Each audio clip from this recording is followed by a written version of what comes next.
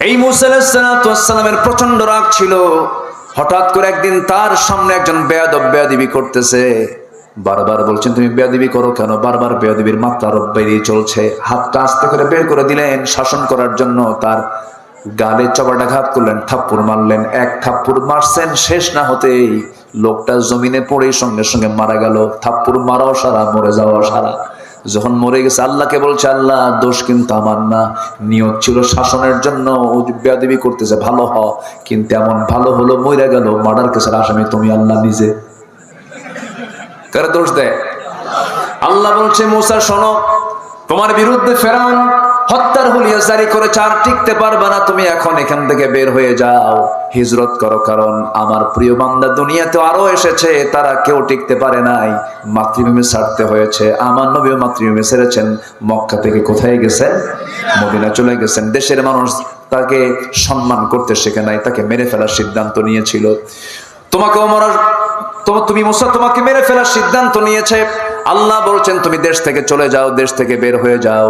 সেখান থেকে রওনা করলেন, মাদিয়ান নামক এলাকায় চলে গেলেন। খাবার নাই, তৃষ্ণা, পানি, যন্ত্রণা, ছটফট করছিলেন। কূপের ধারে গেলেন, কূপ থেকে পানি তুললেন, পান করলেন, তৃষ্ণা নিবারণ করলেন। কেউ তাকে চিনে না, আশেপাশের লোকজন কেউ তাকে বুঝে না, চিনতে পারছে না।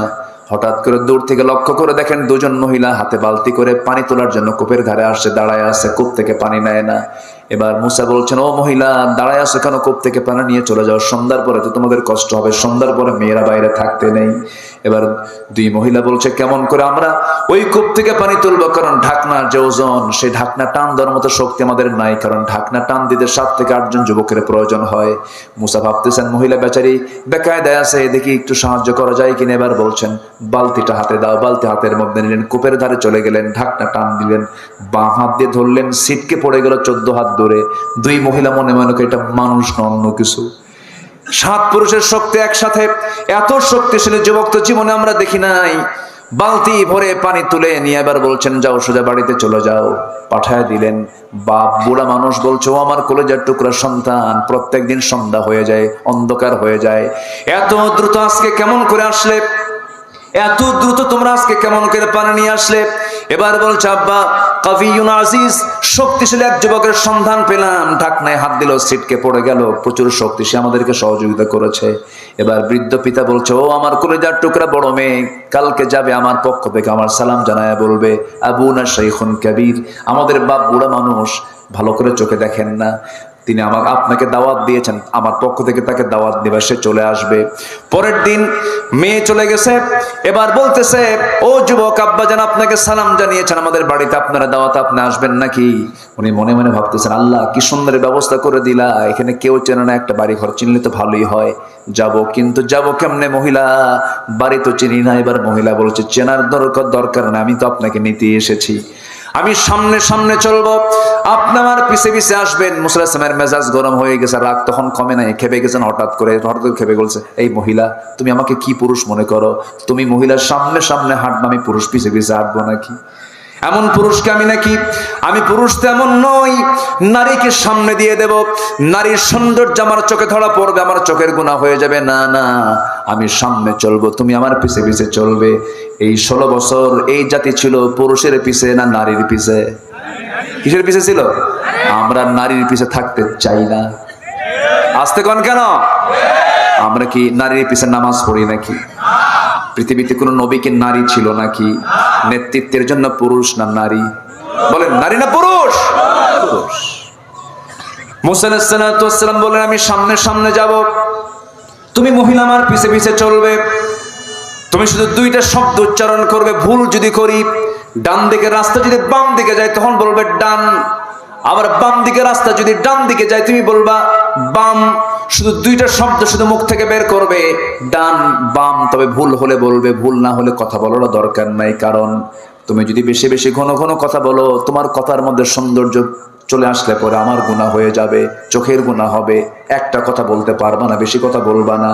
এবার মহিলা মনে মনে চিন্তা করে, গতকালকে দেখলাম শক্তিশালী যুবক, আজকে দেখি চরিত্রবান যুবক বটে, সে আমানতদার মনে করে, নারী জাতিকে সম্মান করে, মনে মনে পছন্দ। কি কথা কি বুঝতেছেন? কথা কি বুঝতেছেন আপনারা? মনে মনে পছন্দ হয়ে গেছে। কেন? চরিত্রবান যুবক, আমানতদার যুবক, চেয়ে থাকে না, পর্দার নিয়ম রক্ষা করে চলে, গায়ের শক্তি ভালো। এখনকার মেয়েরা কি এগুলো পছন্দ করে নাকি? এখন দেখে যদি কোনো বাপ যদি ভুল করে যদি দাড়িওয়ালা ছেলে নিয়ে আসে, মেয়ে বলে বাবা তোমার রুচি শেষ কেন? চাচা নিয়ে আসছো, কি নিয়ে আসছো? মুসা আলাইহিস সালাতু ওয়াস সালাম এবার কি করলেন? সোজা চলে গেছেন, মুরব্বীকে দেখে, বৃদ্ধ লোকটাকে দেখে সালাম বিনিময় করলেন, মুসাফা করলেন, মুআনাকা করলেন। হঠাৎ করে বৃদ্ধ লোকটার মুখ থেকে বের হয়ে আসতেছে, হে যুবক, তোমার নাম তো মুসা। উনি অবাক হয়ে গেলেন, আমাকে চিনলো কেমনে? এত দূরের মানুষ, চেনার তো কথা নয়, জানার তো কথা নয়, আমাকে চিনলো কেমনে, জানলো কেমনে? এবার বলছেন, ও বৃদ্ধ চাচা, আপনি আমাকে চিনলেন কেমনে? আমি তো ভয় পাচ্ছি। কেন? উনি বলতেছেন, আমি তো ভয় পাচ্ছি, আপনি আমাকে চিনলেন কেমনে? এবার বলছে, শোনো ও মুসা, শুধু তোমার নাম জানি না, তোমার কামও জানি। কেন? থাপ্পড় মারছো, মানুষ মরছে, এরপরে আসছো। উনি থরথর করে কাঁপতেছেন আর মনে মনে চিন্তা করছেন, বুঝি এটা ফেরাউনের লোক হলো কিনা, ধরা পড়ে যায় নাকি। এবার বলছেন, শোনো মুসা, কি চিন্তা করো? কোনো চিন্তা করার দরকার নাই, তুমি নিরাপদ জায়গায় এসেছো। আমি শুধু বুড়াদের কাতারের সাধারণ বুড়া আমি নই, আমি হলাম সেই ব্যক্তি। ওয়াইলা মাদিয়ানা আখাহুম শুআইবা, আমি হলাম মাদিয়ানবাসীর জন্য যাকে আল্লাহ রাব্বুল আলামিন নবী করে পাঠিয়েছেন, আল্লাহর পয়গম্বর শুআইব আলাইহিস সালাতু ওয়াস সালাম। আমি নবী, তুমি নবীর সামনে কথা বলতেছো। দারুণ খুশি মুসা, তখন তিনি নবী হন নাই। খুশি হয়ে জড়িয়ে ধরলেন, আবার তাকে সম্মান জানালেন। এবার বলছে, শোনো, গতকালকে আমার মেয়েকে দেখেছো, আজকে আমার মেয়েকে দেখেছো, দেখার পর্ব শেষ করে দিলাম। আমার দুইটা মেয়ের যে কোনো একটা মেয়েকে আমি তোমার সঙ্গে বিয়ে দিতে চাই, তুমি কি বিয়ে করবা নাকি? এবার মুসা বলছেন, যখন তখন। কি কথা কি বুঝতেছেন? কি কি কি যখন তখন বিয়ে করব আমি। কিন্তু আল্লাহর পয়গম্বর বলছেন, শোনো, আমি যে এই মুহূর্তে আমার মেয়ের সঙ্গে তোমাকে বিয়ে দিয়ে দেব, খুব ঝুঁকিতে আছে, খুব রিস্ক মনে হচ্ছে। কেন? তোমার রেকর্ড তো ভালো না, থাপ্পড় মারলেই মানুষ মরে। মেয়ে বিয়ে দিয়ে আবার কোন বিপদে পড়ে যায়। অতএব এখন তোমার সঙ্গে আমার মেয়েকে বিয়ে দেব না, তবে আমি তোমার সঙ্গে আমার মেয়েকে বিয়ে দেব। তোমার কিছু কাজ আছে। কি? আমার বাড়িতে কিছু ছাগল আছে, ছাগলের পালগুলোকে তোমার পালতে হবে। 8 বছর হলে পরে অনার্স কোর্স, 10 বছর হলে পরে মাস্টার্স কোর্স হয়ে যাবে। তুমি যদি এই ছাগলগুলোকে লালন পালন করতে পারো, আমি আমার মেয়েকে তোমার সঙ্গে বিয়ে দিয়ে দেব, তোমার বড় উপকার হয়ে যাবে। আমি তো আল্লাহর নবী বলছি, তুমি কি মানবে নাকি? খুব সন্তুষ্ট চিত্তে গ্রহণ করলেন। আহারে, আল্লাহর পয়গম্বর অর্ডার করেছে, মানলাম, করব।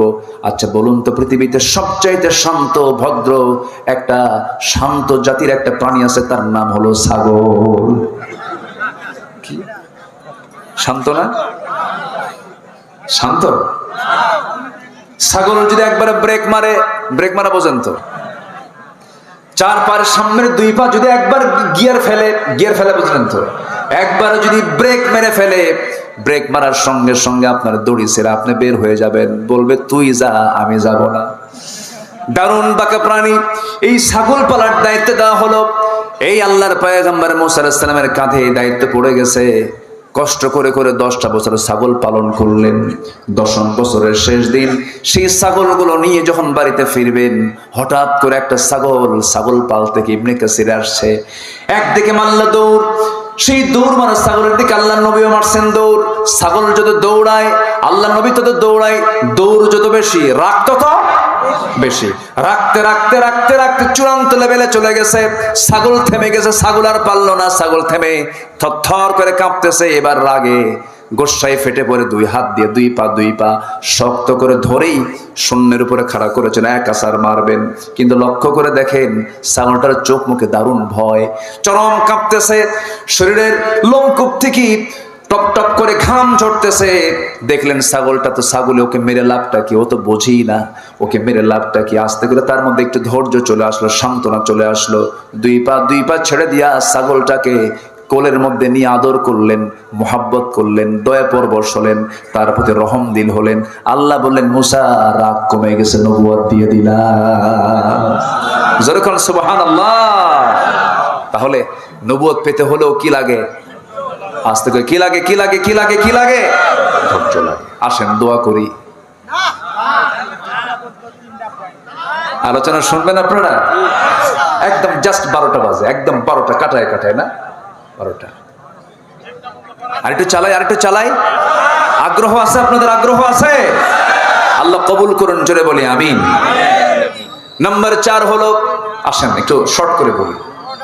হ্যাঁ, নাম্বার 4 হলো তাওয়াক্কুল করা, অর্থাৎ ভরসা রাখা, বিশ্বাস রাখা, আস্থা রাখা পৃথিবীর কারো উপরে নয়, একমাত্র কার উপরে? বলেন আল্লাহর উপরে। ওয়া মাইয়াতাওয়াক্কাল আলাল্লাহ ফাহুয়া হাসবুহ। যে ব্যক্তি আল্লাহর প্রতি বিশ্বাস রাখবে তার জন্য আল্লাহই যথেষ্ট, আল্লাহ তাকে হেফাজত করবেন। নাম্বার 5 হলো ইখলাস, একনিষ্ঠতা রাখা। ওয়া মা উমিরু ইল্লা লিয়া'বুদুল্লাহা মুখলিসিনা লাহুদ্দিন। নাম্বার 6 হলো আদালত, ন্যায় বিচার কায়েম করা। ইয়া আইয়ুহাল্লাযীনা আমানু কুনু কাওয়ামিনা লিল্লাহি শুহাদাআ বিল কিসত। নাম্বার 7 হলো তওবা করা, ক্ষমা প্রার্থনা করা। তওবা করবে বান্দা, মাফ করবেন কে? আস্তে বলুন না, মাফ করবেন কে? ক্ষমা চাইবে বান্দা, ক্ষমা করবেন কে? আমাদের ক্ষমা চাওয়া হলো বান্দার কাজ, আর ক্ষমা চাওয়া হলো বান্দার কাজ, মাফ করে দেওয়া কার কাজ? আল্লাহর কাজ। আমাদের কাজ আমরা করব, আল্লাহর কাজ আল্লাহ করবেন। আল্লাহর কাছে আমরা যখন চাবো লজ্জা নিয়ে চাবো না লজ্জাহীন হয়ে চাবো? বলেন, হায়া নিয়ে না বেহায়া হয়ে? হায়া নিয়ে চাইলে আপনি পাবেন না, বেহায়ার মতো চাইতে হবে। একবার চাইলে হায়া, একবার চাইলে কি হায়া হলো, কিন্তু আল্লাহর কাছে একবার চাবো না, বারবার চাবো। আল্লাহর কাছে চাবো আমরা হায়া নিয়ে না বেহায়া হয়ে। আল্লাহ দাও, দাও আল্লাহ, দাও আল্লাহ। হায়া না বেহায়া? বেহায়ার মতো চাইতে হবে, কোনো লজ্জা নিয়ে চাওয়া যাবে না। যা মনে চাবে চাবেন, বারবার চাবেন আপনারা, সবাই চাবো আমরা, জোরে বলি ইনশাআল্লাহ। নাম্বার 8 হলো আল্লাহ তাআলা বান্দার পছন্দনীয় কিছু গুণ দেখতে চান। এর মধ্যে আরেকটা হলো, সেটা হলো দয়া থাকা, সহানুভূতি থাকা, রহমত থাকা। খুযিল আফওয়া ওয়া আমুর বিল আরফি ওয়া আ'রিদ আনিল জাহিলিন। নাম্বার 9 হলো তাওয়াদু, নম্রতা। আল্লাহর যারা বান্দা হবে উগ্র হবে না, অহংকারী হবে না।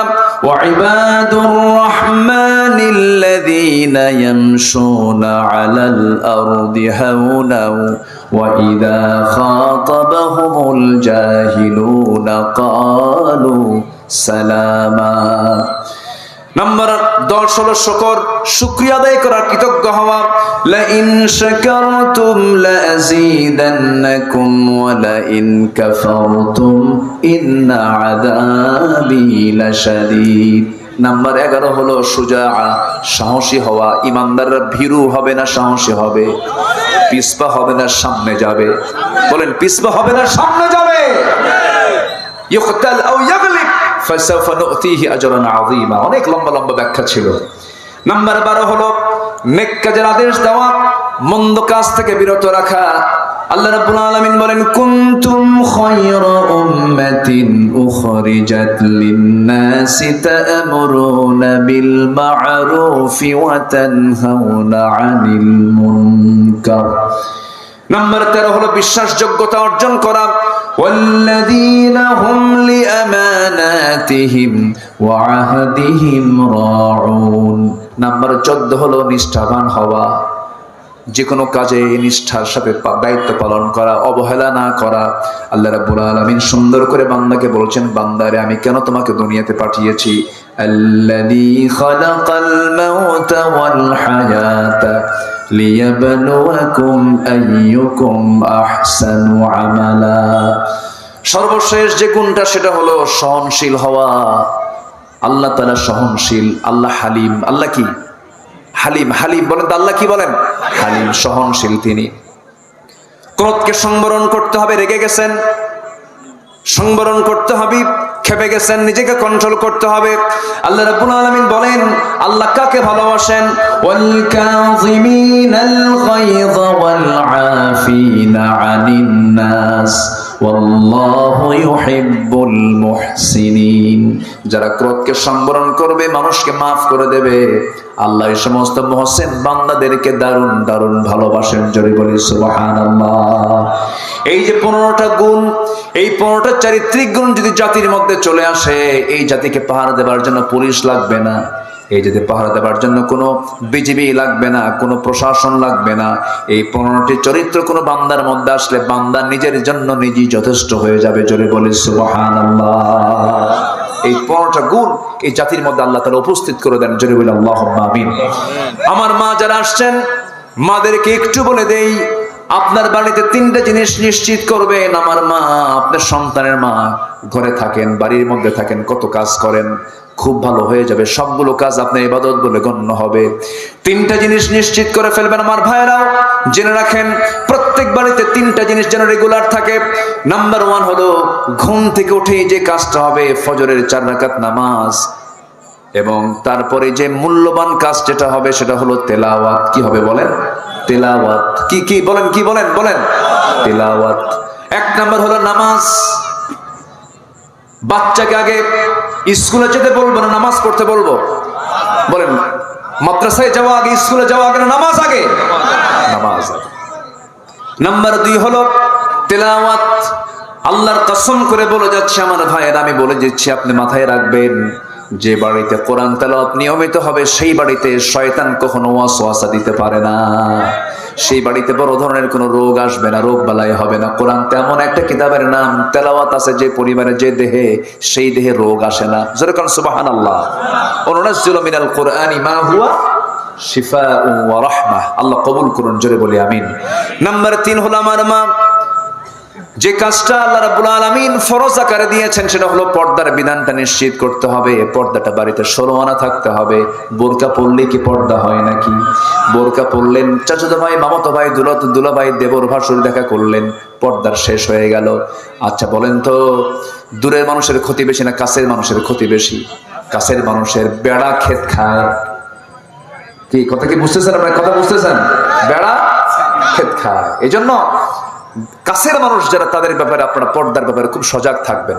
দেবরের সঙ্গে দেখা করা যাবে না, ভাসুরের সঙ্গে দেখা করা যাবে না, খালাতো ভাই, মামাতো ভাই, খুব সাবধানে আমরা চলাফেরা করব। আল্লাহ তাআলা প্রত্যেক মা বোনদেরকে পর্দায় থাকার তৌফিক দান করুন।